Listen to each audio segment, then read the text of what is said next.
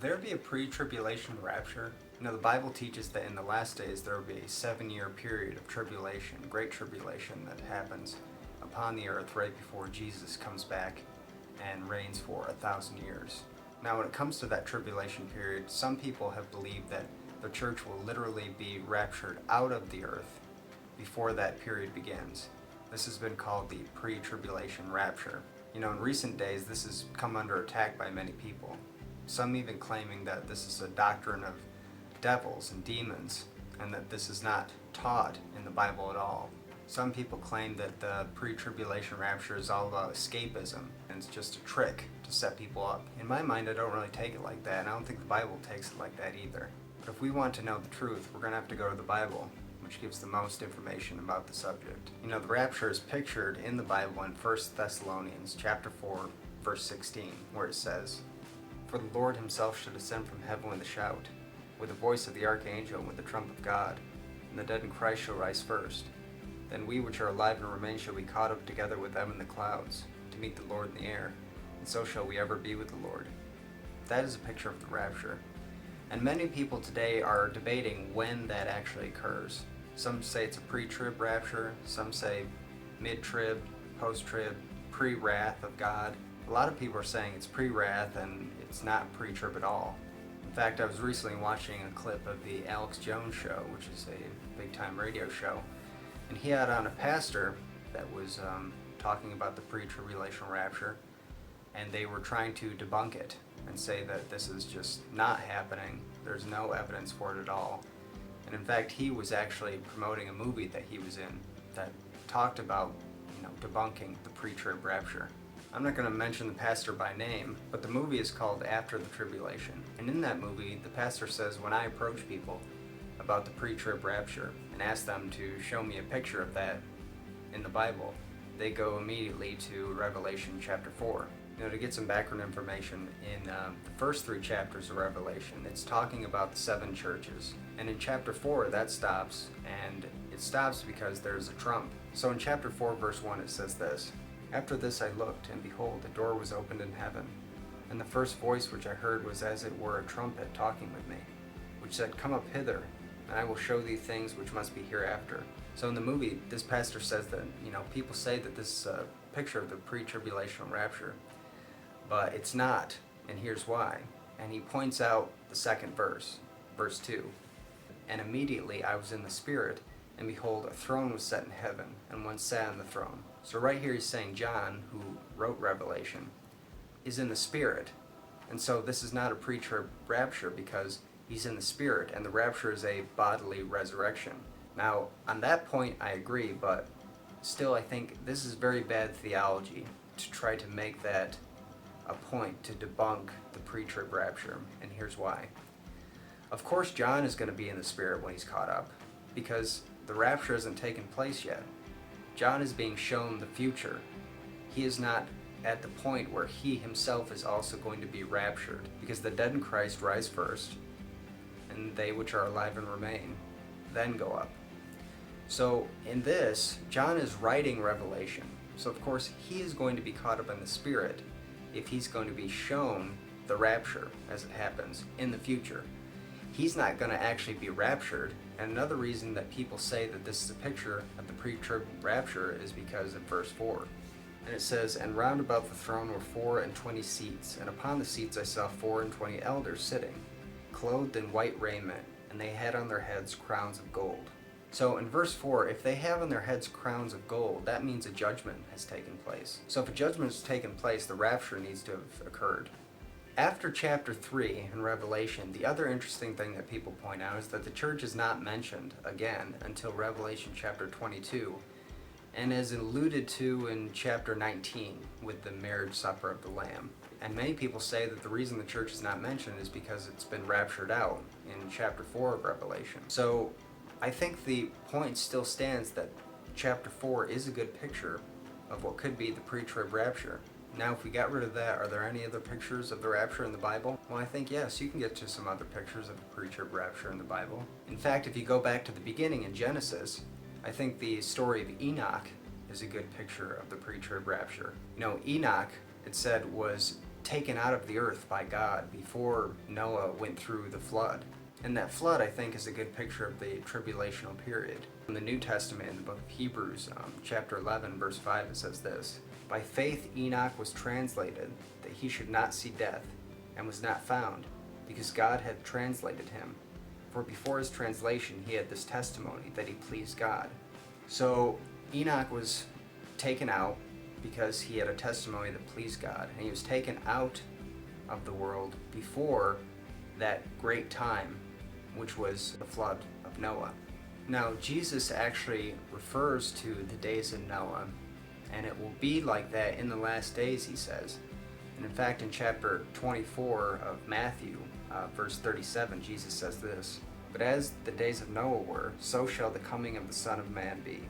So Jesus is actually saying that the last days, just before and, during the tribulation, are going to be like it was in the days of Noah.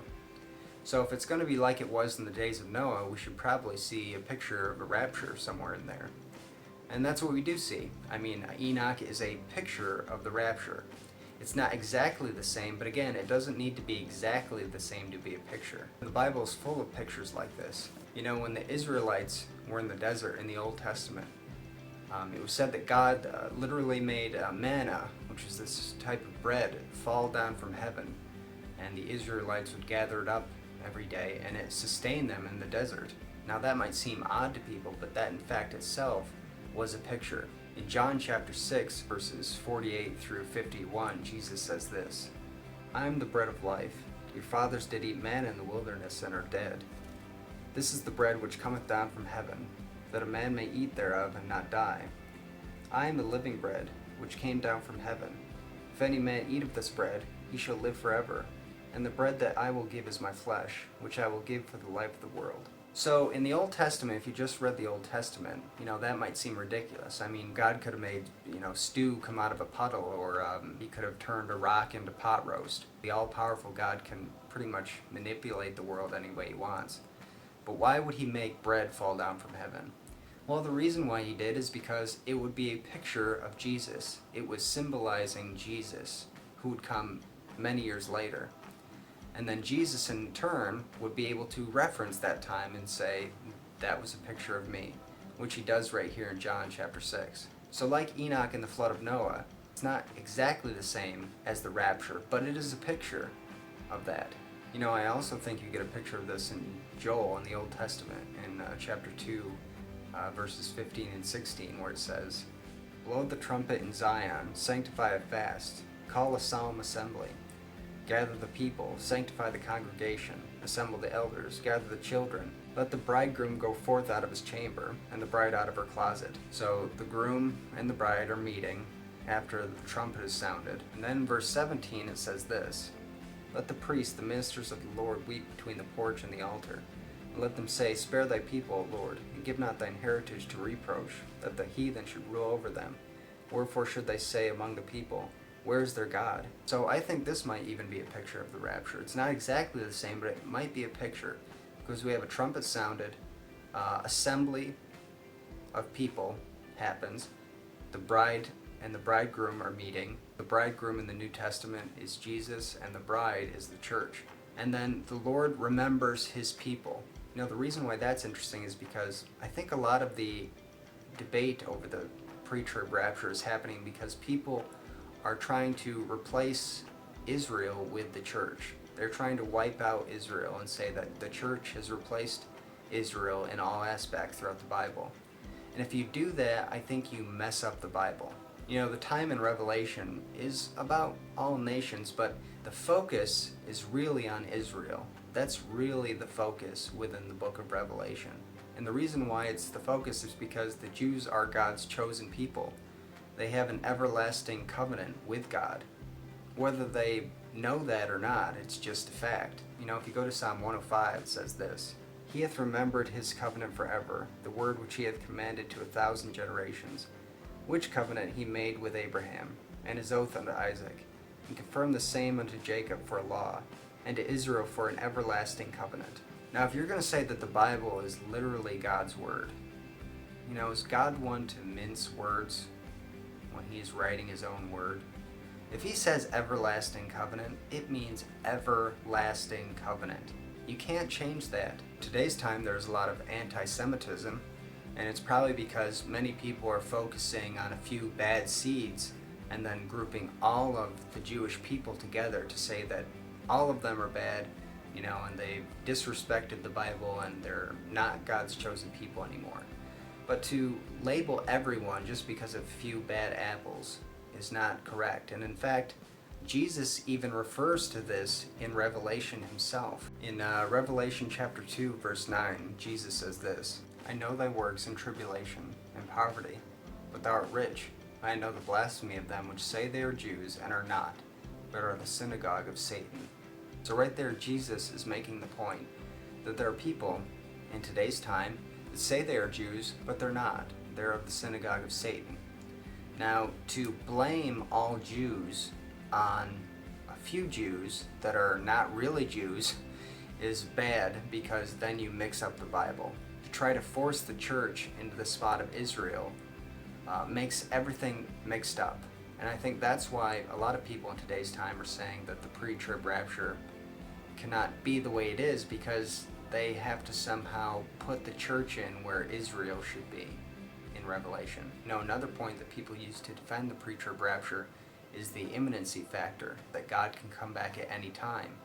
But if you have a pre-wrath rapture, then there are things yet to see. In Matthew chapter 24, verse 42, Jesus says this, Watch therefore, for ye know not what hour your Lord doth come. Now that's what we're commanded to do, is to watch. Now if we don't know what hour he comes, that means he should be able to come at any time. But if it's a pre-wrath rapture, we should be looking for the mark of the beast, or the rise of the Antichrist to sit, in the temple and declare himself God. We should be looking for these things before we should be able to start looking for Jesus to come back or for the rapture to happen. Now, if we take out the pre-trib rapture, that means that Jesus really can't come back at any time, because there are things left to see, like the ones I just mentioned. I think the problem that many people have, and I've seen it on shows like that Alex Jones show I referenced before, is this idea that the early church suffered horribly and many people have been martyred, so everyone needs to be martyred, and so everyone needs to go through the tribulation, and that you're just scared and it's just escapism to say that you're not going to go through the tribulation. It's true that many Christians have suffered horribly and have suffered horrible deaths, but some Christians have died in their sleep. So the idea that you have to go through the tribulation because people from the past suffered horribly, so that means that you have to suffer horribly, I don't think is a good argument. And also I think the pre-trib rapture is labeled like an escapist view, but I think it's more a call to be constantly working. If we read the rest of that passage in Matthew, starting in chapter 24, verse 42, if we go to verse 46, you'll get the full picture. Watch therefore, for ye know not what hour your Lord doth come. But know this, that if the goodman of the house had known in what watch the thief would come, he would have watched, and would not have suffered his house to be broken up. Therefore be ye also ready, for in such an hour as ye think not, the Son of Man cometh. Who then is a faithful and wise servant, whom his Lord hath made ruler over his household, to give them meat in due season? Blessed is that servant, whom his Lord, when he cometh, shall find so doing. So Jesus is saying the blessed servant is the one who is constantly working, and that when the Lord comes, he finds that servant working. And that's really what we're called to do, and that's really what the pre-tribulational rapture allows us to do, is to know that we never know when Jesus is coming back. You don't want to be caught, sleeping on the job. So you're supposed to be constantly working, constantly talking to people, sharing the gospel, sharing the good news, sharing your own testimony with people to allow them to enter into their own relationship with Jesus.